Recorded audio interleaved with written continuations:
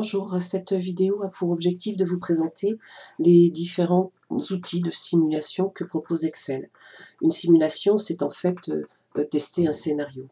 Je vous propose ici donc d'étudier 3 solutions possibles.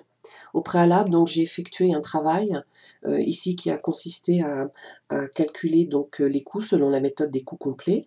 Donc dans la première partie ici de la feuille intitulée étude 1, ont été saisies donc toutes les données. Et puis ensuite, dans une deuxième partie, donc tous les tableaux de calcul de coûts qui ont été donc automatisés. On s'aperçoit ici donc qu'avec les données saisies, on arrive à un résultat analytique pour les deux produits positif, c'est-à-dire qu'on dégage sur chaque produit un bénéfice de 3,91 et pour le second de 4,51. Donc là, par exemple, j'aimerais tester une hypothèse suivante. Si ma matière première augmentait par exemple de 20%, quel serait l'impact de cette augmentation sur mes résultats analytiques? Donc première solution possible, il suffit tout simplement de copier la feuille existante, de la renommer. Donc là, je vais la renommer augmentation de la matière première. Voilà. Et donc ici, comme tous les calculs ont été automatisés, il suffit ici donc de faire varier le prix d'achat de la matière première. Donc par exemple, imaginons que le tissu augmente de 20%, ce qui ferait donc un prix d'achat de 21,06 €. Quel serait l'impact? Je peux le visualiser directement donc dans le dernier tableau automatisé. On voit ici donc que les deux bénéfices ont fortement diminué. Première solution, donc je copie tout simplement ma feuille existante et je réalise ma simulation donc dans la copie de cette feuille. La deuxième possibilité qui existe, donc là je vais supprimer le travail que j'ai fait, donc la deuxième possibilité qui existe est de recourir à ce qu'on appelle au gestionnaire de scénario. Donc le gestionnaire de scénario, vous le trouvez donc dans le menu Données, Analyse de scénario, et donc ici vous retrouvez le gestionnaire de scénario. Donc vous pouvez ici ajouter votre gestionnaire de scénario et lui affecter un nom. Donc je vais l'appeler augmentation de la matière première. Et vous allez ici identifier donc quelle est la cellule variable.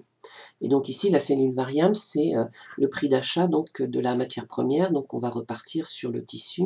C'est donc la cellule C7. Vous validez votre scénario et donc on vous demande tout de suite de saisir quelle est la nouvelle valeur dans l'hypothèse que vous travaillez. Donc ici, je l'ai fait augmenter de 20%. Donc comme je ne sais pas combien ça fait, je vais directement lui demander de le calculer, mais il faudra alors insérer le signe égal. Donc je vais lui demander d'augmenter le prix de 20%. Et je valide. Un message apparaît, les noms et les résultats de formule ont été convertis en valeur, donc je valide. Vous retrouvez ici donc votre fenêtre d'accueil de gestionnaire de scénario et vous allez maintenant pouvoir lui demander la synthèse. La synthèse de scénario, donc il vous demande quelles sont les cellules pour lesquelles vous voulez ici mesurer l'impact. Alors elles peuvent être très nombreuses ici dans l'exercice qui est proposé.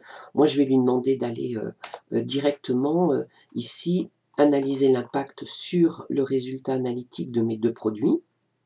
Donc en maintenant la touche contrôle enfoncée, je lui précise que ce sont donc les cellules C109 et F109 et je valide.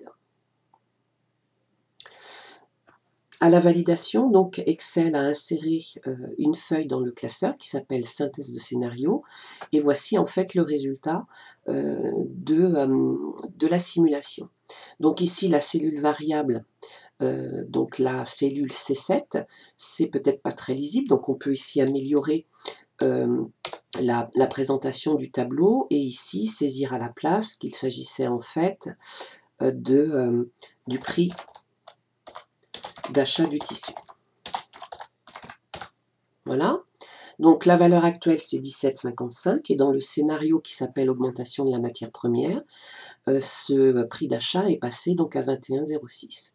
Les cellules résultantes, donc ça c'est Le résultat, donc là aussi, comme c'est pas très lisible, je vais affiner la présentation de mon tableau.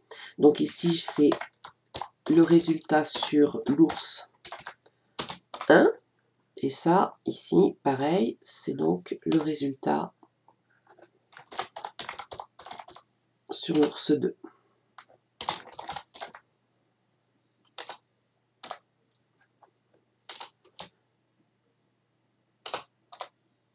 Voilà. Donc, lecture ici du résultat. Avec 17,55, le bénéfice était de 3,91 et de 4,51. Avec l'augmentation de la matière première qui est passée à 21,06, le bénéfice n'est plus que de 3,25 pour le premier ours et de 3,74 pour le deuxième ours. On peut éventuellement donc améliorer la présentation du tableau. On peut par exemple ici supprimer les informations, mais on peut ici par exemple rajouter dans une colonne l'impact en pourcentage de l'augmentation. Donc ici par exemple, si je calcule l'augmentation en pourcentage, où je dois normalement retrouver 20%, voilà, donc je vais ici améliorer la présentation. Quel a été l'impact sur le résultat en pourcentage? Donc ici, il m'annonce moins 16,88 et moins 17,07 sur le deuxième produit.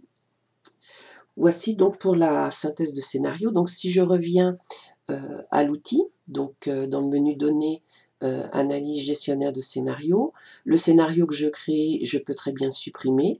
Je peux très bien aussi donc le modifier. Et puis je peux ajouter autant de scénarios que souhaité. Donc ici, c'était le deuxième chemin possible, deuxième solution technique. La dernier outil pour simuler sur Excel est la valeur cible. Donc là, on est dans une autre hypothèse de travail. Imaginons ici que je désire déterminer quel est le coût horaire maximal de la main-d'œuvre pour obtenir un bénéfice au moins égal à 0. Donc le coût horaire de la main-d'œuvre actuellement, il est de 19 €. Donc je peux augmenter ma main-d'œuvre de combien pour au final obtenir ici 0 € de bénéfice. Donc là, je vais utiliser ce qu'on appelle la valeur cible.